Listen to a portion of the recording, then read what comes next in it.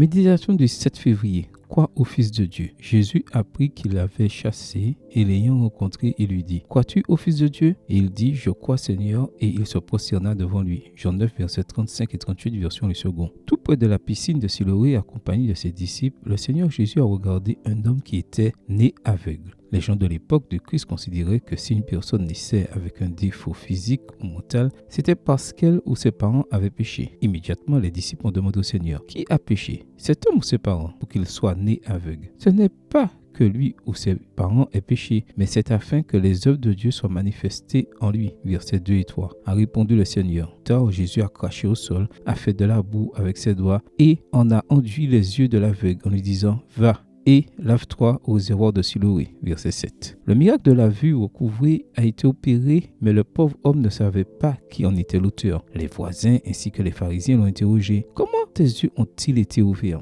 Ils ont interrogé ses parents: Est-ce là votre fils que vous dites être né aveugle? Comment donc voit-il maintenant? Verset 19.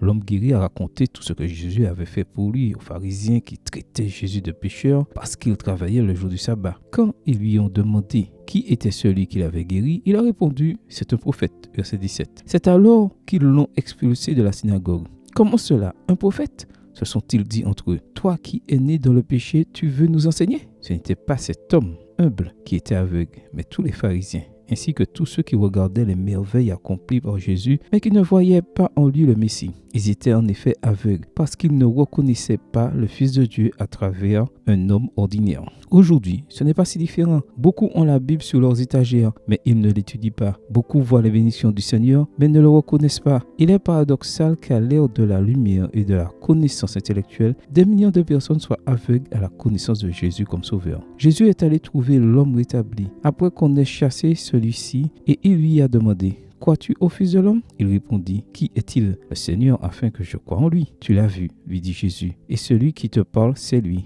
Alors il dit: Je crois, Seigneur, et il l'adora. Versets 35 à 38. Le Seigneur ne te jugera pas pour ton ignorance, mais pour ce que tu as fait de la lumière que tu as reçue. Beaucoup de ceux qui prétendent être instruits de la parole de Dieu sont très éloignés d'une foi simple et humble, qui s'inclinent devant lui. Mais beaucoup de gens simples et sans instruction, avec une foi honnête, embrassent le Seigneur de tout leur cœur avec le peu de connaissances qu'ils ont.